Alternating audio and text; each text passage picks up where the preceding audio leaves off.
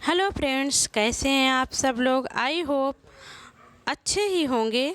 तो आइए आज हम बात करते हैं बाबा बैद्यनाथ धाम और उनकी आध्यात्मिक यात्रा के बारे में, और बात करते हैं शिव ही सृजन हैं। तो दोस्तों, जैसा कि आप लोग जानते हैं, बाबा बैद्यनाथ धाम हमारे 12 ज्योतिर्लिंगों में से एक है, जो अपनी विशेष मान्यता के लिए प्रसिद्ध है। तो आइए इसके बारे में हम बात करते हैं। बाबा बैद्यनाथ धाम और उनकी आध्यात्मिक यात्रा शिव ही सृजन है। जहाँ शिव हैं वहीं सृजन है, और जहाँ सृजन है वहीं बैद्यनाथ धाम है। भारत की पवित्र भूमि पर अनेक तीर्थ स्थान हैं, लेकिन झारखंड के देवघर में स्थित बाबा बैद्यनाथ धाम को एक अद्वितीय आध्यात्मिक ऊर्जा क्षेत्र माना जाता है।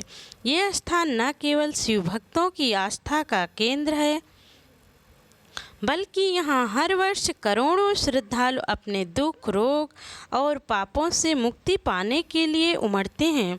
केवल बैद्यनाथ धाम में केवल सावन में ही नहीं लोग दर्शन के लिए जाते हैं, वो साल के 365 दिन बाबा बैद्यनाथ के दर्शन का कार्यक्रम चलता रहता है। तो आइए बात करते हैं। बाबा बैद्यनाथ को केवल शिव के रूप में नहीं, बल्कि वैद्य अर्थात परम चिकित्सक के रूप में पूजा जाता है, जो जीवन की शारीरिक, मानसिक और आध्यात्मिक व्याधियों का उपचार करते हैं।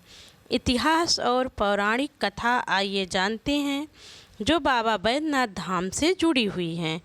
बाबा बैद्यनाथ धाम से जुड़ी सबसे प्रमुख कथा रावण से संबंधित है। कहते हैं कि रावण शिव भक्त था और वो शिव को लंका ले जाकर वहाँ परम वैभव का केंद्र बनाना चाहता था। उसने कठोर तप कर शिव को प्रसन्न किया और उनसे शिवलिंग कामना लिंग प्राप्त किया। तो भगवान भोलेनाथ ने भी रावण के सामने एक शर्त रखी। वो शर्त क्या थी कि इस लिंग को जहाँ रखोगे वहीं यह स्थापित हो जाएगा और फिर नहीं उठेगा। रावण ये लिंग लेकर लंका की ओर बढ़ा, पर देवताओं को यह मंजूर न था।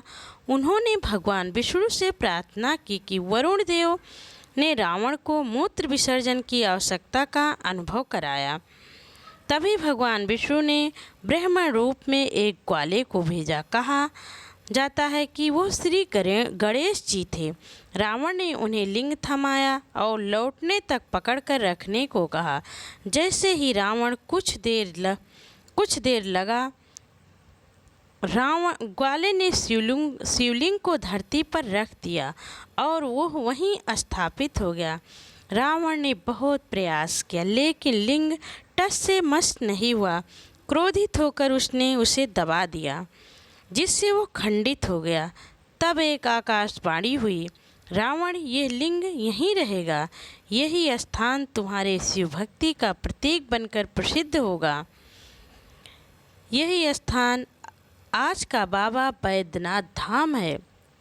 दोस्तों, अगर आप भी बाबा बैद्यनाथ धाम गए हैं, जाना चाहते हैं, भगवान भोलेनाथ की कृपा पाना चाहते हैं, तो प्लीज़ हमारे चैनल को एक सब्सक्राइब ज़रूर कीजिएगा।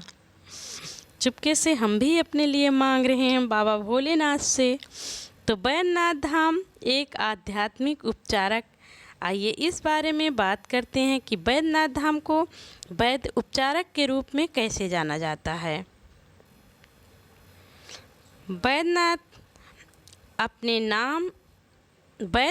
नाम अपने आप में दैवीय चिकित्सक का संकेत देता है। माना जाता है कि जो भी भक्त यहाँ सच्चे मन, श्रद्धा, भक्ति से जल चढ़ाता है, उसके रोग, दुख और जीवन की कठिनाइयाँ दूर हो जाती हैं। यही कारण है कि ये धाम न केवल एक ज्योतिर्लिंग है, बल्कि एक मनोकामना लिंग भी है, जहाँ भक्तों की इच्छाएं पूर्ण होती हैं। बाबा धाम की यात्रा आस्था की पराकाष्ठा। सावन माह में यहाँ सबसे अधिक भीड़ होती है। दूर दूर से कांवड़िए गंगा जल लेकर सुल्तानगंज से लगभग 105 किलोमीटर की पद यात्रा कर बाबा को जल अर्पित करते हैं। उनके मुख से एक ही उद्देश्य, एक ही चीज़ निकलती है, वो है बोल बम बोल बम। आप भी हमारे चैनल पे कमेंट कीजिए, लिखिए बोल बम ओम नमः शिवाय। यह यात्रा केवल एक तीर्थ यात्रा नहीं होती, यह एक आत्मिक तप होता है जिसमें पसीना बहता है, पैर छिलते हैं, पर मन आनंद से भर जाता है। सच में एक बार कहीं भी दर्शन करने चले जाओ तो जो अनुभूति प्राप्त होती है वो चीज़ हम बातों से नहीं बयां कर सकते हैं। वो चीज़ जाने के बाद ही लगता है कि काश हम भी यहाँ आ गए। शिव ही सृजन है, क्यों ऐसा क्यों माना जाता है? तो शिव को अक्सर विनाश का देवता कहा जाता है, परंतु सत्य ये है कि विनाश ही सृजन की पूर्व शर्त है। जैसे बीज मिट्टी में गलता है तब वृक्ष बनता है, जैसे रात ढलती है तब सुबह आती है। शिव का तांडव केवल संहार नहीं है, वो नए जीवन की शुरुआत है। बाबा बैद्यनाथ इसी दर्शन का साक्षात रूप हैं। यहाँ आकर लोग केवल आशीर्वाद नहीं पाते, वे अपने भीतर के शिव से मिलते हैं। वे समझते हैं कि जब जीवन में कुछ भी अस्थाई नहीं तब दुख भी नहीं, और जब दुख नहीं तो भय कैसा।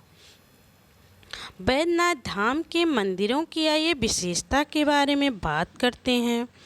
बैद्यनाथ धाम के मंदिर की विशेषता ये है कि ये भारत के 12 ज्योतिर्लिंगों में से एक है। बाबा बैद्यनाथ धाम ये 51 शक्ति पीठों में भी गिना जाता है, जहाँ माता सती का हृदय गिरा था। मंदिर की वास्तुकला अत्यंत प्राचीन है। इसमें मूल शिवलिंग गर्भगृह में है और एक धातु की छतरी से आच्छादित है। बगल में माँ पार्वती का मंदिर भी है। मान्यता है कि दोनों का प्रतिदिन प्रातःकाल विवाह होता है, ऐसा लोग मानते हैं। आइए इसके आध्यात्मिक अनुभव के बारे में बात करते हैं।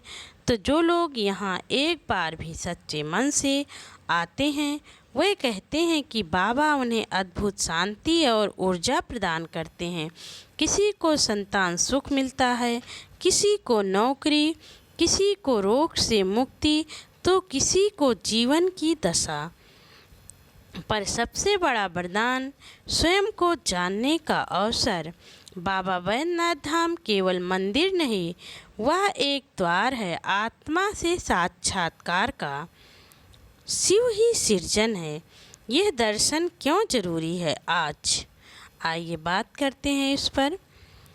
दोस्तों, अभी तक आपने हमारे चैनल को सब्सक्राइब नहीं किया है तो प्लीज़ एक सब्सक्राइब ज़रूर कीजिए। हम आपको सावन माह में 12 ज्योतिर्लिंगों के बारे में ज़रूर लेकर आएंगे, ताकि आने वाली सारी वीडियो आप तक ज़रूर पहुँचे।